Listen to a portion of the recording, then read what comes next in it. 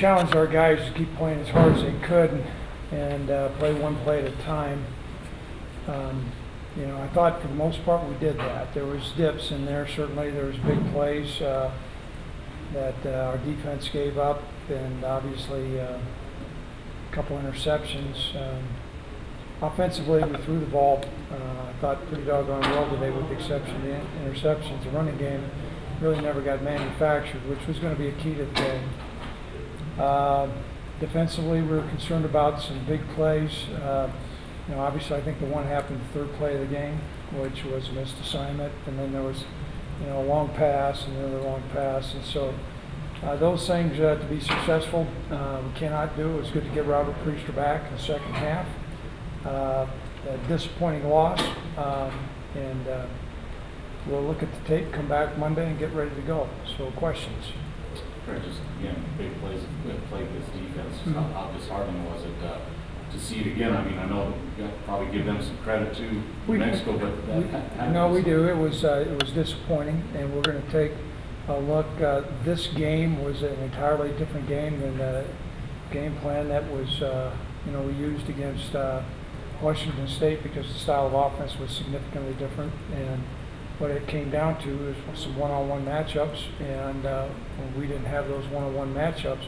What this style of offense does, Robert, it takes you out of pursuit angles and things like that, and so that's disappointing, and we've got to look at that. We'll look at changing guys in our lineup, and I think you'll probably see some things come this Monday. So what do you tell a team that they're on for loss like this at home? What do you tell them? Well, you know what, I told them there's a reason why we called timeout at the end. You know, we won't give up. There's a reason why we went for an onside kick. We're going to keep believing and keep working. What we've got to do is band together in that locker room, encourage these guys, have our seniors show some great leadership, and come back on Monday and you know, work on improving ourselves and get ready for our next opponent. I know we're going on a long road trip next week, and but that's at the end of the week. We'll get ready to go on Monday. Coach, offensively, how pleased were you with Cam this afternoon? There were times he had a lot of time to throw the ball. He stepped in the pocket, extended some plays, running. How pleased were you with Cam's performance today? Well, look at the tape, but off the you know, off the sideline and just his reads and things like that, I thought he made some plays. He scrambled around. I thought Tanner and Jake really did some great things out there. You know, disappointed on the one pick at the very end. Our defense did go up and hold him 3 points, which I thought was very commendable there. But by and large, I mean, I think he threw 366 yards, and you know, he competed, had a great touchdown on the fourth down play, and so we can do some things with Cam. Couldn't get that run game going. Did they do anything in particular? Was there anything? You know, it sounded like Sean was sick today. Sean was sick. We'll find out some more. Maybe some concussion symptoms there, which we'll go through the protocol. But I noticed that at halftime.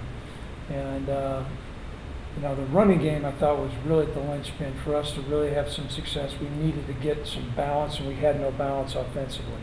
And so we'll look at that. You know, I thought they did a lot of different blitzing, a lot of different movements, and you know, we've got good running backs, and so we couldn't get them going today. You know, it sounded like from the radio that Cam was throwing up at halftime. Was the flu bug going around? And I don't know. He came up to me. He was, how much time do we have?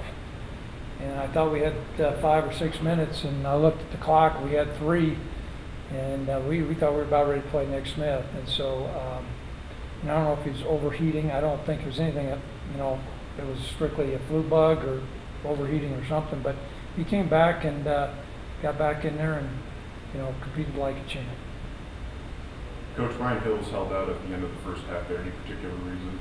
Yeah, he had something, I believe, in his abdominal area that was giving him a problem, and they had him down and stretched him out, and then they cleared him to go.